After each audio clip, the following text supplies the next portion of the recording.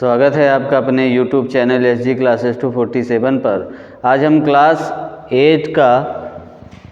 8 के प्रश्नावली हमारी परिमेय संख्या है, उसमें अभ्यास हमारी है 1F का पहला सवाल हमारा दिया गया है, जिसमें बोला गया है निम्नलिखित कथनों के सम्मुख सत्य या असत्य जो सही हो वो लिखिए।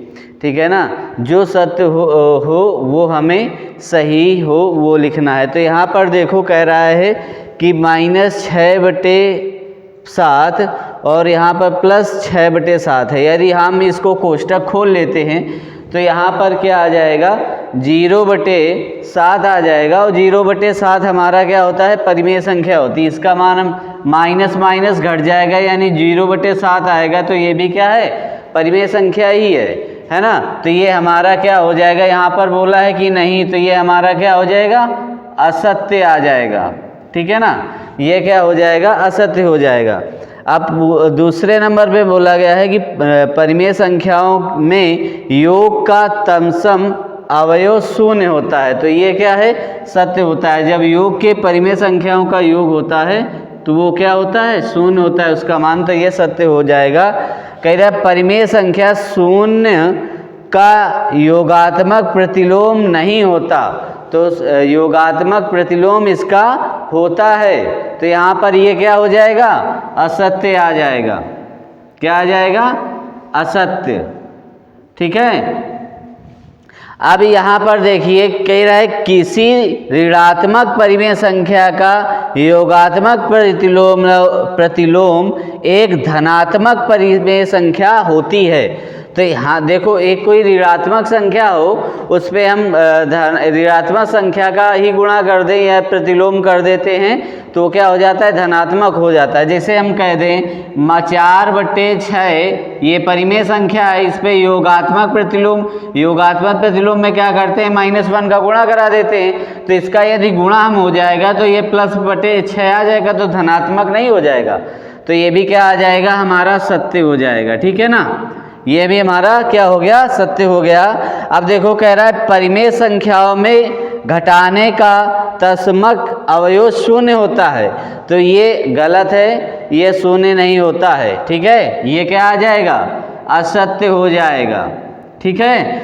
अब देखो यहाँ पर बोला गया है कि परिमेय संख्या में गुणा का तत्सम अवयव 1 है। तो ये भी क्या है, सत्य है। क्या होगा, सत्य होगा। ठीक है। अब देखो यहाँ पर बोला गया है कि एक ऋणात्मक परिमेय संख्या का गुणात्मक प्रतिलोम एक ऋणात्मक प्रतिलोम संख्या होती है। तो सही है, यानी गुणात्मक प्रतिलोम हो उसका तो उसका क्या होगा, ऋणात्मक परिमेय संख्या तो आएगी, यानी क्या होगा, सत्य होगा। ठीक है। अब देखो ये अगला कह रहा है, आखिरी कह रहा है यदि परिमेय संख्या x का योगात्मक प्रतिलोम क्या है, x है, तो x बराबर 0 हो जाएगा। तो क्या हो जाएगा, x बराबर 0। तो ये भी क्या हो जाएगा, सत्य। ठीक है। तो देखते हैं फिर अगला सवाल। देखिए अगला सवाल है हमारा, बोला है कि निम्नलिखित को अपनी अभ्यास पुस्तिका पर उतार कर रिक्त स्थानों की पूर्ति करना। यहाँ पर क्वेश्चन दे रखा है, बोला है -5/12 प्लस रिक्त स्थान दिया है और फिर बोल रहा है -5/12, मतलब सेम ही है। ठीक है, यानी यहाँ पर क्या भरा जाएगा कि ये इसके बराबर हो जाए। तो हम इसको क्या मान लेते हैं, यहाँ हम भरने के लिए मान लेते हैं x। ठीक है, जब x मान लोगे तो ये संख्या चली जाएगी उधर, तो x बराबर आ जाएगा -5/12 और फिर ये आ जाएगा, इधर जाएगा तो माइनस में हो जाएगा 5/12 माइनस का।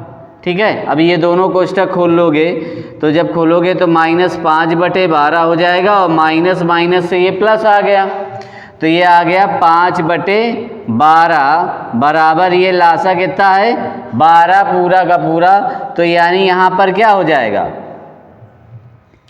अंश और ये जुड़ जाएंगे, तो यानी माइनस और प्लस क्या आ जाएगा, 5 और ये तो इसका मान क्या आ जाएगा, x बराबर कितना आ जाएगा 0, 0/12 यानी 0। तो x की जगह क्या भरा जाएगा, 0 भरा जाएगा। ठीक है, x की जगह क्या भरा जाएगा, 0 भरा जाएगा। अगला सवाल हम देखते हैं, इसको भी यहाँ पर भी देखो, यहाँ पर हम इसको भी यहाँ पर x मान लेंगे और इसको पक्षांतर करेंगे तो आएगा -x बराबर 0 और यहाँ पर माइनस आ जाएगा, क्योंकि देखो यहाँ -0 आ जाएगा, -4 बटे कितना आ जाएगा 5 और -x बराबर यहाँ पर कितना हो जाएगा। अब जब इसको खोलेंगे तो आ जाएगा +4/5।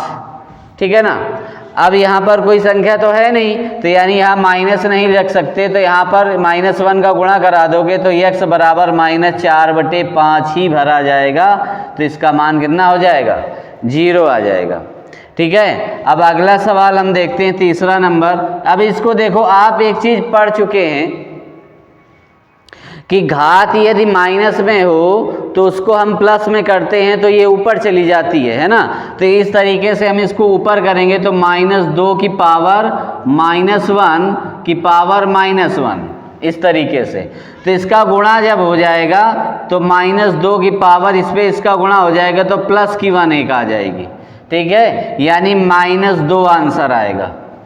ठीक है, समझ में आया। यहाँ पर क्या भरा जाएगा, -2। ठीक है, अगला हम देखते हैं, इसको हम सॉल्व करेंगे। सबसे पहले कोष्टक खोलोगे तो -2/3 आ जाएगा, इंटू 3/4 आ जाएगा और पावर में कितना है -1। इसको हमें सॉल्व करना है। तो देखो 3 से 3 कैंसिल हो गया या 2 से 2, यानी 1 बटे कितना आ जाएगा 2, और ये कहाँ पर हो जाएगा -1। इसको भी हम ऊपर लेके जाएंगे तो ये किस पे जाएगी, किस तरीके से लिखोगे, -1 इंटू 2 की पावर -1 की पावर -1, इस तरीके से लिखोगे। अब जब इसका गुणा करोगे तो यहाँ पर भी माइनस की पावर 1 आ जाएगा, तो -2 यहाँ पर भी आ जाएगा। ठीक है ना। तो उम्मीद है आपको सब सवाल समझ में आ रहे होंगे। देखते हैं अगला सवाल। देखिए आपका ये अगला सवाल है, तीसरा नंबर। इस पे बोला गया है x का मान ज्ञात कीजिए, है ना। प्रत्येक स्थिति में x का मान ज्ञात कीजिए। बड़ा आसान सवाल है, हम करते हैं इसको। तो यहाँ पर x का इस पे गुणा करा दोगे तो आपका आ जाएगा 2x/3 बराबर 1। अब इसको क्या हो जाएगा, फिर ये गुणा करा देंगे तो 2x बराबर आ जाएगा 3, तो x बराबर आ जाएगा 3/2। बस हो गया हमारा, बड़ा आसान है। फिर इसी प्रकार से इसको करेंगे तो यहाँ पर देखो क्या आ जाएगा, ये संख्या हम सीधे उधर उठा के ले जाएं, बस हमारा वही x का मान आ जाएगा। ठीक है ना। x बराबर इधर हम ले जाएंगे तो ये आ जाएगा 0 - 0 3/4, 3/4 हो गया। तो x बराबर, अब इसकी 0 कोई वैल्यू नहीं, यहाँ पर प्लस आ गया 3/4, बस यही हमारा मान आ गया। ठीक है, समझ में आ रहा होगा। अब देखो इसको भी हम ऐसे ही करते हैं, तो गुणा करोगे अंदर तो -5x/4 आ जाएगा बराबर 1। इसका तिर्यक गुणा हो जाएगा तो -5x बराबर क्या आ जाएगा 4 आ जाएगा। इसका गुणा होगा तो 4 आ जाएगा।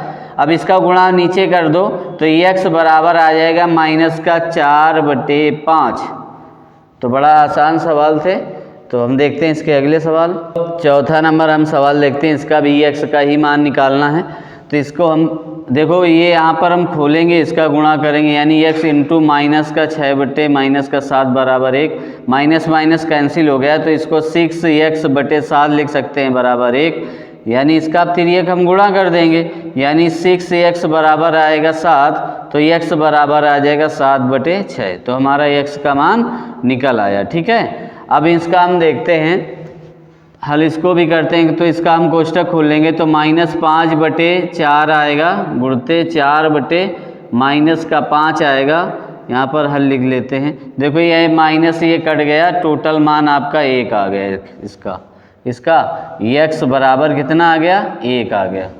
ठीक है, अब अगला देखते हैं। तो माइनस का 7/6 इंटू 7/6 बराबर x। अब इसका ऊपर देखो हर हमारे ये क्या है, सेम है। सॉरी, यहाँ पर हमने गुणा का निशान लगा दिया था गलती से, यहाँ प्लस होगा, ठीक है। तो हम इसको, हर सेम है तो हर हम इसे लिख लेते हैं, माइनस का 7 प्लस का 7 बराबर x, और माइनस माइनस प्लस घट गया, यानी माइनस है ये प्लस है, घट गया तो 6 आ गया बराबर x। तो x बराबर 0, यानी 0 में भाग दोगे तो 0 आ जाएगा x का मान। तो आपका ये तीसरा नंबर कंप्लीट होता है। देखिए हमारा अगला सवाल चौथा नंबर है। बोला गया है निम्नांकित परिमेय संख्याओं के योगात्मक प्रतिलोम कीजिए, बताइए। तो हम एक सबसे पहले ये बात समझते हैं कि योगात्मक प्रतिलोम निकालने के लिए हम उस पर -1 का गुणा करा देते हैं। कोई भी संख्या हो, परिमेय संख्या हो या परिमेय संख्या हो, कोई भी संख्या हो, तो परिमेय संख्या में हम क्या करते हैं, -1 का गुणा करा देते हैं, तो वो हमारी संख्या क्या बन जाती है, योगात्मक प्रतिलोम बन जाती है।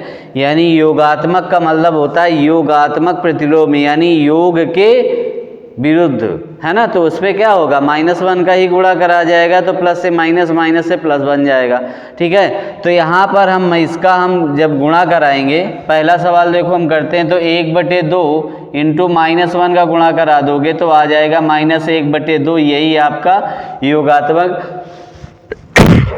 प्रतिलोम हो जाएगा।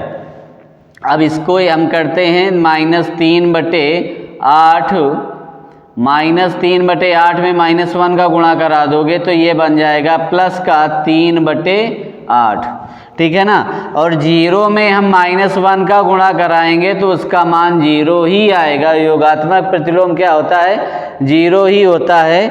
और इसमें हम देखो यदि गुणा कराते हैं, -4/-7, माइनस माइनस से कैंसिल हो गया, और -1 का गुणा करा दोगे तो -4/7 आ जाएगा। तो ये आपका हो गया। बड़ा आसान सवाल था। देखते हैं अगला सवाल।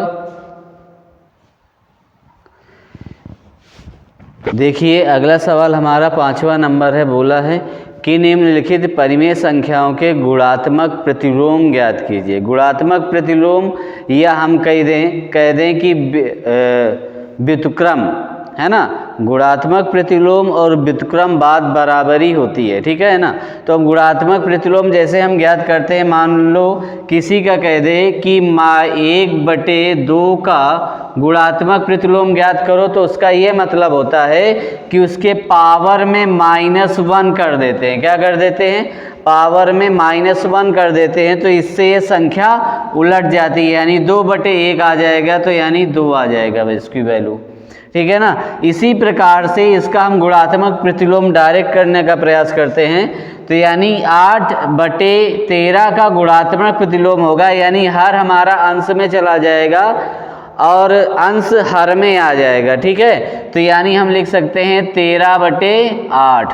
अब इसी प्रकार से ये -6/19 है, इसका गुणात्मक प्रतिलोम हम निकालेंगे तो -19/6 आएगा। अब इस पर आपको कन्फ्यूजन होगा, सर माइनस नीचे क्यों नहीं आएगा, ये क्यों नहीं लाया गया, क्योंकि यहाँ पर हमें हर में माइनस नहीं लगा रहना चाहिए, अंश में ही माइनस शोभा देता है और हर में माइनस शोभा नहीं देता। तो हम सिर्फ इसको ही उठा के लाएंगे, इसको ही ले जाएंगे, ठीक है। तो यहाँ पर आ जाएगा -19/6, ठीक है। अब देखो यहाँ पर इसको हम क्या कर देंगे, इसका माइनस हम जरूर ऊपर ले जा सकते हैं, क्योंकि हर में शोभा नहीं देगा, तो ये पूरा जाएगा। तो यहाँ पर आ जाएगा 16 ये हमारा 17 आ गया। क्लियर है।